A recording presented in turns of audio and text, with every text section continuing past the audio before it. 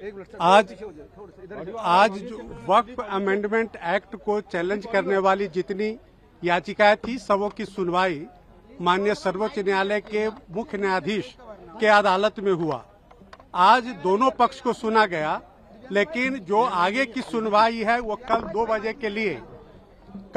के लिए एडजर्न किया गया है और अभी सुनवाई पूरे केस में जारी है। जो मुस्लिम पक्ष के जो वकीलों का कहना था कि सेक्शन 3 में, सेक्शन 9 में, सेक्शन 14 में, सेक्शन 36 में और सेक्शन 83 में जो अमेंडमेंट्स हुए हैं वो अमेंडमेंट्स उनके फंडामेंटल राइट का हनन करता है। ये मुस्लिम पक्ष का दलील था कानून के हिसाब से। देखिए, बिल्कुल कोर्ट कन्विंस हुआ और कोर्ट पहले से भी जानता था, ये बेंच पूरा समझती थी कि ये मामला क्या है। बेंच ने 4 पॉइंट को है रेज किया उसमें। बेंच ने पहले कहा कि नोटिस तो हम इस पे इशू करेंगे, जो सॉलिसिटर जनरल है उसको कहा कि हम आपको नोटिस इशू करते हैं, ठीक है, नोटिस इशू करेंगे हम, लेकिन हम इसके ऊपर ये कोई पार्लियामेंट एक्ट बनाती है तो उसके ऊपर स्टे नहीं लगाते हैं। लेकिन ये एक्सेप्शनल केस है, ये केस एक एक्सेप्शनल केस है जिसके लिए हम इस पे इंटरिम स्टे देंगे। यहाँ उन्होंने बिल्कुल निर्भीकता, निष्पक्षता, निडरता के साथ बहुत जल्दी सुनवाई लगाई, जैसा जनरली नहीं सुनवाई हो पाती, लेकिन क्योंकि धार्मिक भावनाएं हैं, सवाल हैं लोगों के। वैसे तो ये वक्फ का अमेंडमेंट एक्ट बिल लोकसभा द्वारा पास हो चुका, उसके बाद राज्यसभा द्वारा पास हो चुका। आदरणीय जगदम्बिका पाल ने इसमें बहुत बड़ी कमेटी बना के उसका पूरी चर्चा की, सबके सुझाव लिए। All India Muslim personal law board ने भी दिया, देश के महामहिम राष्ट्रपति ने उस पर मोहर लगाई। See, it is still, I mean, the arguments are ongoing. The mood of the court keeps on changing. We cannot give a finite answer to this. All right, but we are hopeful that it will be positive for us. तो देखिए, बुनियादी बात जो आज ज़ेर बहस आई है court के अंदर, एक बात ये आई है कि वक्फ बाय यूज़र का जो कानून है वो उसको आप ख़त्म कर रहे हैं और आप वक्फ की प्रॉपर्टी के बारे में ये बात कर रहे हैं कि अगर कोई चीज़ वक्फ की प्रॉपर्टीज़ है तो वो वक्फ की प्रॉपर्टीज़ अगर वक्फ बाय यूज़र कैटेगरी में आती है तो उनको अब तक के जो आई है वो तो हम मान लेंगे, लेकिन वो अगर डिस्प्यूट है उसके ऊपर में कोई प्रॉपर्टी पे तो वो वक्फ बाय यूज़र में काउंट नहीं होगी।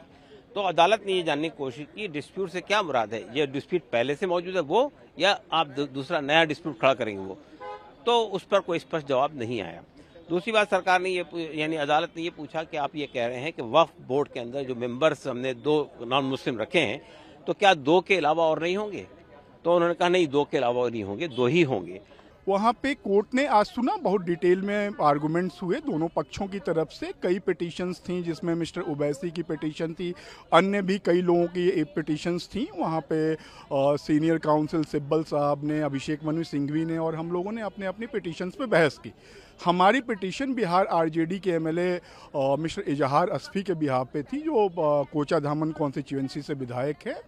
तो कोर्ट ने चूंकि इंटरिम पे आज हम लोगों ने प्रेस किया कि इंटरिम रिलीफ के तौर पे कुछ चीज़ों पे स्टे होना चाहिए, कुछ प्रोविजंस पे, तो कोर्ट ने उसके लिए कल की तारीख मुकर्रर की है और कल 2 बजे दोबारा इस पे सुनवाई होगी। We have filed a petition on behalf of TVK, President Actor Vijay, and we are being led by Dr. Abhishek Manu Singhvi. We have filed this petition against the Waqf Amendment Act 2025 because we believe that Muslims, just like any other religious denomination, have a right to practice their religion freely, including giving donations to the charity. Today, the Supreme Court, the Honorable Supreme Court, has heard us at length. There has been a simple adjournment, and tomorrow the matter is listed at 2 o'clock for further hearing on grant of interim relief. जो मुस्लिम पक्ष ने कुछ बिंदु उठाए, पहला था वक्फ by user जिसको लेकर के उन्होंने आपत्ति करी।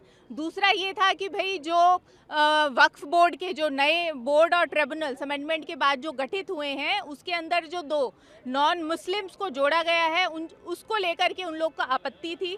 तो यहाँ पे हमारा हिंदुओं पक्ष का ये कहना है न्यायालय के समक्ष कि देखिए 1995 के वक्फ बोर्ड में ये था कि वक्फ बोर्ड ओपनली ये कहता है कि अगर कोई भी गैर मुस्लिम वक्फ बोर्ड को संपत्ति डोनेट कर सकता है, वो किसी भी गैर मुस्लिम से संपत्ति लेने के लिए तैयार है, पर अगर कोई भी गैर मुस्लिम वक्फ बोर्ड या ट्रिब्यूनल का हिस्सा बनता है वो उनको आपत्ति है। तो इस चीज़ को लेकर के उन्होंने मुद्दा उठाया, जो हमारे अधिवक्ताओं ने, हमने उस चीज़ का पुरजोर विरोध किया। 500 पुरानी मस्जिदें हैं, 500 पुराने कब्रिस्तान हैं, उसको आप एक झट में कह देंगे ये वक्फ बाय यूजर है, रिकॉर्ड नहीं है, वो ख़त्म हो गया सारी चीज़ें। और दूसरी सबसे बड़ा इंपॉर्टेंट चीज़ है कि आपने कहा सेक्शन 2 में जो ट्रस्ट है, अगर कोई ट्रस्ट है तो वक्फ अप्लाई नहीं होगा। भाई हमारे यहाँ जितनी यूनिवर्सिटी हैं, कॉलेजेस हैं, सब में मस्जिदें हैं, मदरसा हैं और उसके अंदर कब्रिस्तानें हैं, वक्फ किया हुआ है, उसमें बहुत सारी चीज़ें, आप एक झटके में कैसे कह दें कि वक्फ ख़त्म हो जाएगा। खैर सुप्रीम कोर्ट ने इंटेंट दिखाया है दैट द कंसेप्ट ऑफ वक्फ user has been identified and they have given certain positive points to the other side and the other side has said कि वो अगले दिन तक डिसाइड करके बताएंगे whether certain interim stay can be given or not.